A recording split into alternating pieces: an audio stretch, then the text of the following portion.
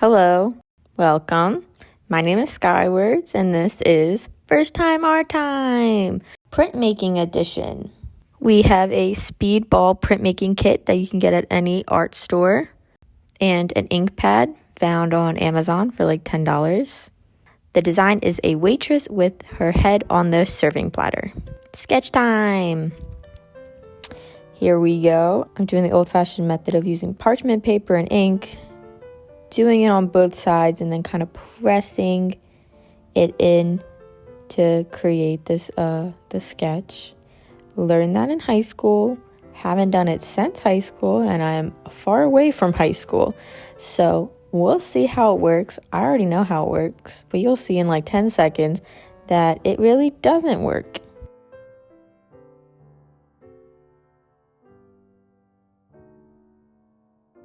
By the way, also the completely wrong pen to use.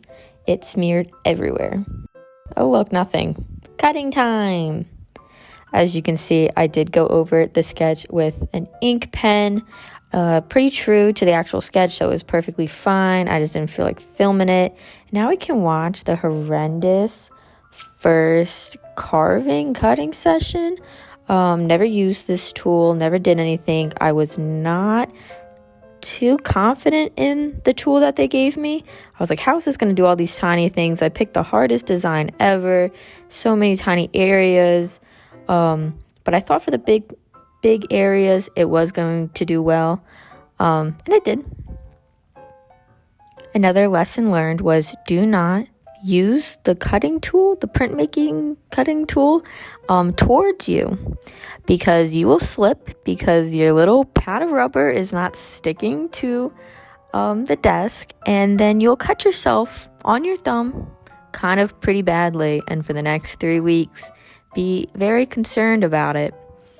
Yeah, I learned that the hard way. Should have known. Do we always do the right thing though? No, I'm always cutting things very wrong with an extreme amount of danger that is completely unnecessary towards any task that I am actually doing. Out of this fear, I took out my 4-year-old X-Acto knife, new blade, maybe not, and decided to give that a whirl. As you could see with the other tool, it was 3-sided, meaning that it will scoop it out for you. With the X-Acto knife, I had to get the sides of it to even scoop it out. Like, you could trace the sketch, but you also needed to carve it out that way. So I gave up eventually, and I just went back to the little tool, which is smart, I learned works perfectly. There's a reason why it's included in the beginner's kit. Who knows? Anyway, X-Acto knife, One of the ways I did mess up was while cutting the Bigfoot in perspective right there that I'm X-Acto knifing, the inside of it, I did cut the line, the foot outline that you would want to be inked. I did cut it, and it was flopping around a little, but when it came to actually pressing it in, the ink and everything, it held up perfectly. So that was the biggest cutting mistake I did. The rest is, surprisingly better than anticipated.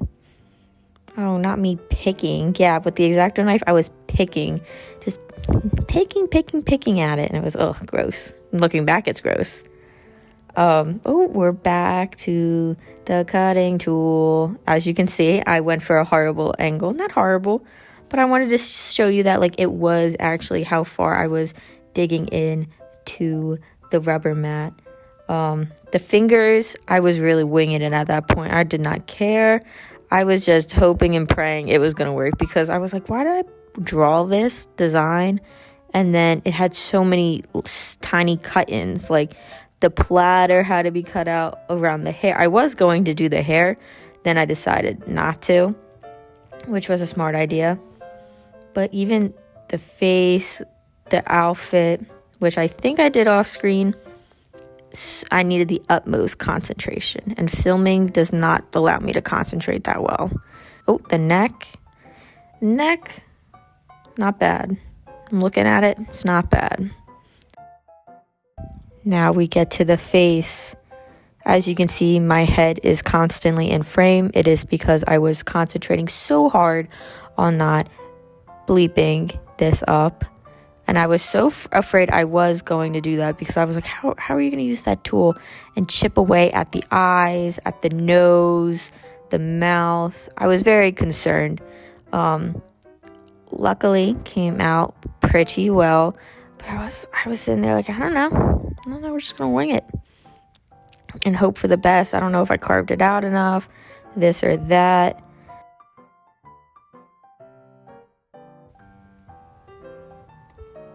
Ink time, yay! Finally, the last step, and maybe the worst step, honestly. I don't know what I was smoking those days, but Lord have mercy, is this a disaster? And you will see momentarily.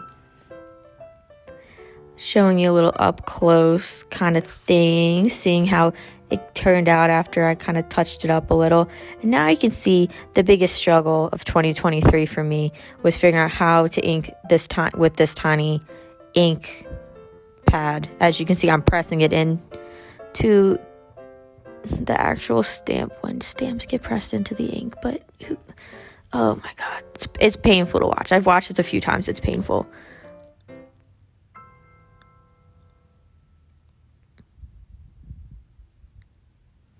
Oh, fix the mat. Yeah, make sure it's all in frame. No, I can't see left and right. I can't figure it out. I'll just do it until it works. That's how I drive. I just see where the car takes me and then figure it out. Oh, here's me trying to rip out the pad from it. Ingenious, got ink all over my hands. The ink stained my hands for about 2 days after vigorous washing. Aw, look at that. I think I was about to lose it by then. And then I finally figured out the right way of doing it, which was to actually stamp, the verb stamp, the stamp into the ink pad. And then I kept checking to see what was actually stamped, because the stamp is much bigger than the pad. But ink pads are expensive, dude. Like, that was like a teacher one for $8. I was not paying more than $8 for this, because I was like, when am I going to stamp again? This is first time art time. We'll figure it out. It might be painful and embarrassing, but we're going to do it anyway. So I'm stamping, getting ink everywhere onto the said stamp, even the things that should not be stamped, because I did not cut out everything perfectly. You can see the jagged lines, and you'll see it when you see the final product. But after time and trials, after so many trials, I figured it out and was able to ink. I did ink. I only showing you a few times, but I did it about 10 times, because another mistake is coming up momentarily. And that was the kind of paper I was using. This, I think, is either mixed media paper or water paper, whatever I had on hand that I really don't use, I wanted to use. And the ink it just absorbed so much into the paper. It was, what's it called? When it's not coarse, but it's not smooth at all. It's not like hard pressed or anything. So you can see that some of the ink was a little patchy. So then I moved to an even more watercolor paper. That worked even less. And I was like, I'm gonna flip my little noodle here if it doesn't work. So I have this really crappy sketch paper that's hard pressed, smooth, super thin. I use it to doodle on, and it came out perfectly on that. So I was very happy I got a good final product after like 10 tries. My hands are completely stained. Finished product.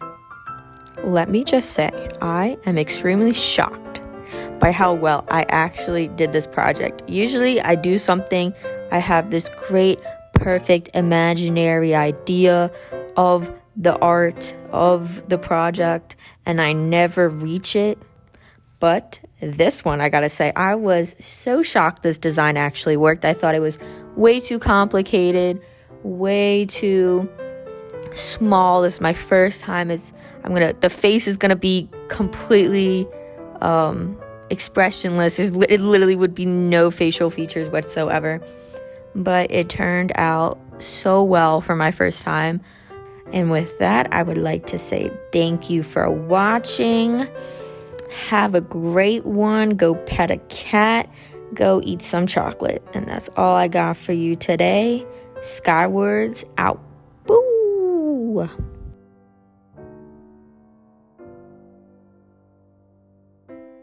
I bought this on a whim about 1.5 years ago, and it stared me down until it was like, bitch, you gotta do this. I was like, I guess if you ever want to make a YouTube video, I guess you gotta do this.